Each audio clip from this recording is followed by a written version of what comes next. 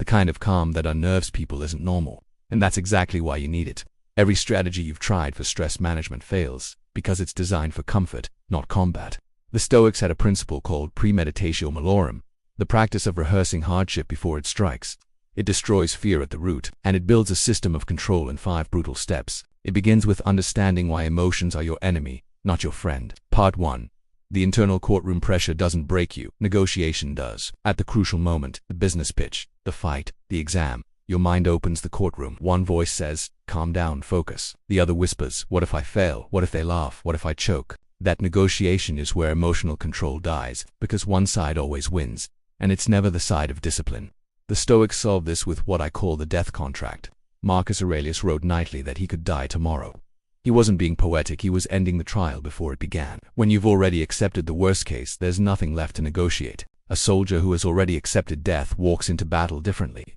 That's your first weapon. Remove the courtroom entirely. Accept the worst, so fear has no leverage.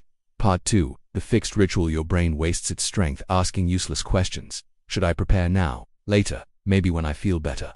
Every decision burns fuel you'll need in the fire. So you lock your ritual. Same time, same trigger.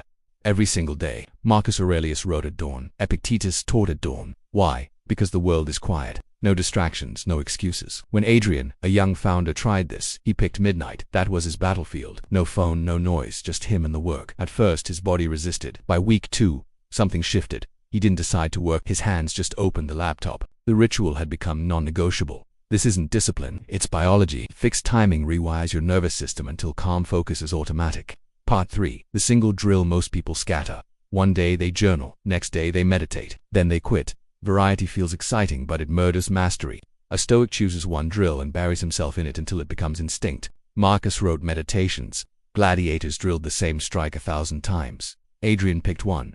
Controlled breathing. Same count, every night, every meeting, every negotiation. At first, his nerves screamed louder. By week 4, something broke. Not his nerves, his resistance. Now, pressure triggered the breath automatically. His body had been trained like a soldier with a rifle. Part 4. The no-gap rule. Here's where 99% of men collapse. They think control means perfection. One missed day, and they abandon the practice completely. The Stoics laughed at this weakness.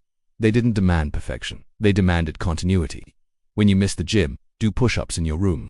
When you miss a meditation, breathe for 1 minute. A river doesn't stop when it narrows, it keeps flowing. If it stops, it's no longer a river, just a memory. Adrian's test came when his father fell sick. Hospital nights, no privacy, no space. But he never broke the chain. He drilled his breathing in the bathroom stall, wrote one line of reflection in the waiting room. Not perfect, but unbroken. That's control. Part 5. Pre-solved responses. Pressure kills you because you think you'll improvise when the storm comes. You won't. Under stress, your brain defaults to the path of least resistance. That's why you choke. The Stoics didn't improvise, they rehearsed. Epictetus told his students, when insulted, expect it. When struck, expect it. When exiled, expect it. Every obstacle had a pre-written response. Adrian copied this. He wrote it all down. If I panic in a meeting, breathe for counts. If I'm attacked, step back, hands up, say nothing. If I feel rage, wait 1 hour before I respond. Now when chaos struck, there was no decision, only execution.